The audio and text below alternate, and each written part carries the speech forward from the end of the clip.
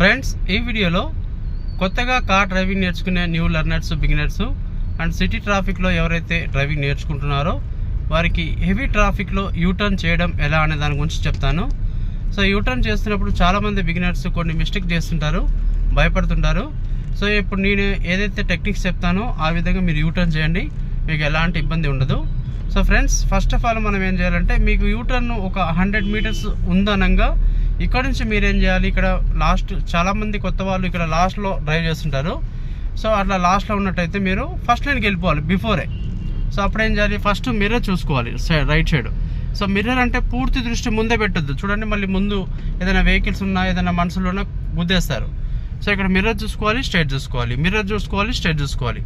So ఇక్కడ చూడండి, నెమ్మదిగా నాకు కార్ అనేది చాలా దూరంలో ఉంది, సేఫ్ జోన్లో ఉంది. సో నేను మెల్లగా సిగ్నల్ ఆన్ చేసి ఇటు వచ్చేసాను. సో ఫస్ట్ లైన్లో ఉండాలి, ఎందుకంటే మనకు ముందు అనేది యూటర్న్ ఉంది. సో ఈ ఫస్ట్ లైన్కి వచ్చారనుకోండి, మీకు చాలా ఈజీగా ఉంటుంది. అండ్ ఫ్రెండ్స్, సెకండ్ పాయింట్లో మీరు ఇప్పుడు మన కార్ యొక్క స్పీడ్ అనేది 20 ఉంది. మోస్ట్లీ మనకు మాన్యువల్ కార్ అయితే సెకండ్ గేర్లో వేసుకుంటాం. కార్ పూర్తిగా ఆగిపోయే వరకు మనం సెకండ్ గేర్లో మెల్లగా వెళ్ళొచ్చు. సెకండ్ గేర్లో ఉన్నా కూడా మీరు స్లో అవుతున్నప్పుడు క్లచ్ నొక్కాలి. చూడండి, ఇక్కడ బాగా స్లో అయ్యాను, ఇక్కడ క్లచ్ నొక్కి నేను 0 పడిపోయింది స్పీడ్. సో ఫస్ట్ గేర్ వేసుకున్నాను. సో కంపల్సరీ ఇక్కడ రైట్ సైడ్ ఇండికేటర్ ఆన్ చేసుకోండి. సో రైట్ సైడ్ మిర్రర్లో చూస్తూ ఉండండి, ఎందుకంటే మనకు సిటీ ట్రాఫిక్లో బైక్స్ వాళ్ళు కొంచెం సందున్నా సరే దూరిపోతూ ఉంటారు.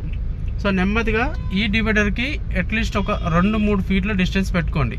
ఇది ఎలా తెలుస్తుంది డిస్టెన్స్, వీలైనంత వరకు మీరు ఇట్లా వచ్చేసేయండి. అండ్ ఇక్కడ మీరు లాంగ్లో చూసుకోండి, డివైడర్కి మన కార్కి ఎంత ఉంది, ఒక 2.5 నుంచి 3 ఫీట్ల డిస్టెన్స్ ఉంది. సో ముందు కూడా అంత డిస్టెన్స్ ఉంటుంది అన్నట్టు, ఎందుకంటే మన వెహికల్ స్ట్రైట్ ఉంది కదా, మన బ్యాక్ సైడ్ ఎంత ప్లేస్ ఉందో ఫ్రంట్ సైడ్ కూడా అంతే ప్లేస్ ఉంటుంది. ఓకేనా? ఇక్కడ చాలా కూల్గా ఉండాలి. మీరు కొంచెం స్లోగా ఉన్నట్టయితే బ్యాక్ సైడ్ నుంచి ఆరన్స్ కొడుతుంటారు. సిటీ ట్రాఫిక్లో ఆరన్స్ కొట్టడం అనేది సర్వసాధారణం, మీరు అసలు పట్టించుకోవద్దు. 2-3 సార్లు ఆరన్ కొడతారు, తర్వాతకి వాళ్ళు ఆగిపోతారు. సో మీరు కాన్సన్ట్రేషన్ మొత్తం ముందు ఏ వెహికల్స్ ఉన్నాయి, మన సైడ్ నుంచి ఏ వెహికల్స్ వస్తున్నాయి, లెఫ్ట్ సైడ్ నుంచి ఏ వెహికల్స్ వస్తున్నాయి, రైట్ సైడ్ నుంచి ఎవరైనా దూరుతున్నారా, అండ్ ముందు సైడ్ కార్ ఆగిపోతే మీరు కూడా ఫ్రంట్ సైడ్ జడ్జ్మెంట్లో ఆపండి. చూడండి, ఇక్కడ షిఫ్ట్ డిజైర్ ఉంది, మన కార్ యొక్క బ్యానెట్ ఎడ్జ్కి అండ్ షిఫ్ట్ డిజైర్ యొక్క బ్యాక్ సైడ్ బంపర్ ఎడ్జ్కి సమానంగా వచ్చే వరకు ఇలా ఆపుకోండి. ఓకే, డిస్టెన్స్ బాగా ఉంటుంది. చూడండి, ఇక్కడ బైక్ వాడు దూరుతున్నాడు. సో ఖచ్చితంగా దూరుతారు 100%. ఇక్కడ మీరు చాలా జాగ్రత్తగా గమనించాలి. మీరు చూసుకోకుండా కొంచెం రైట్ అన్నా కూడా మన బండికి స్క్రాచ్ పడే అవకాశం ఉంటుంది. సో ఇక్కడ మీరు ఒక పాయింట్ గుర్తుపెట్టుకోండి, మన రైట్ సైడ్ మిర్రర్ అనేది లాస్ట్ ఎండింగ్ భాగానికి దాటిపోవాలి. చూడండి, ఇప్పుడు దాటింది. ఇక్కడ మీరు కంప్లీట్గా స్టీరింగ్ అనేది రైట్ సైడ్ బాగా కట్ చేయండి, మిర్రర్ గమనించండి. ఇక్కడ ఆపోజిట్ వెహికల్స్ చూడండి. ఓకే, ఇప్పుడైతే వెహికల్స్ ఏం లేవు. ఇక్కడ చూసుకుంటూ, ఇక్కడ సైడ్ చూసుకుంటూ నెమ్మది తిరిగిపోండి. స్లోగా ఉంటారు కాబట్టి ఫస్ట్ గేర్ వేసుకోండి, మోస్ట్లీ ఆ లాస్ట్ ఎండింగ్ భాగంలో. సో ఇలా తిరిగిన తర్వాతకి వెంటనే లెఫ్ట్ సైడ్ 2 times తిప్పినట్టయితే మీకు స్టీరింగ్ అనేది వెంటనే స్ట్రైట్ అయిపోతుంది. సో ఎంత ట్రాఫిక్ ఉన్నా సరే, ఎక్కువ ట్రాఫిక్ ఉన్నప్పుడు, ఇప్పుడైతే కొంచెం ట్రాఫిక్ ఉంది, నేను టక్కున తిరిగిపోయాను. అదే మీకు కొంచెం ఎక్కువ ట్రాఫిక్ ఉందనుకోండి, అక్కడ కంప్లీట్గా ఆగి ఫస్ట్ గేర్ వేసుకొని నెమ్మదిగా ఓన్లీ మీరు క్లచ్ మూవ్మెంట్ మీదనే, యాక్సిలేటర్ కూడా ఇవ్వని అవసరం లేదు. టర్నింగ్స్లో యూటర్న్ తిరుగుతున్నప్పుడు యాక్సిలేటర్ ఇవ్వద్దు. ఏదైతే మనకు క్లచ్ మూవ్మెంట్ ఉందో ఆ మూవ్మెంటే సరిపోతుంది. నెమ్మదిగా మీరు క్లచ్ వదులుతుండాలి. మళ్ళీ ఆగాలన్నప్పుడు ఫస్ట్ క్లచ్ కింద నొక్కుతూ బ్రేక్ కొట్టాలి. మళ్ళీ మూవ్మెంట్ అన్నప్పుడు బయటికి పైన తీసుకొస్తూ బ్రేక్ మీద కాలు తీయాలి.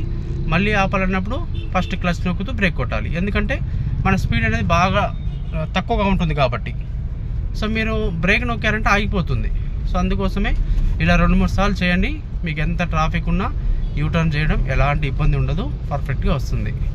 అండ్ ఫ్రెండ్స్, యూటర్న్ చేసినప్పుడు ఎదురుగా వస్తున్న వెహికల్స్ని మనం జడ్జిమెంట్ అనేది ఎలా ఐడెంటిఫై చేయాలి, ఎంతవరకు వెళ్ళాలి అనే దాని గురించి నేను సపరేట్ ఒక వీడియో చేశాను.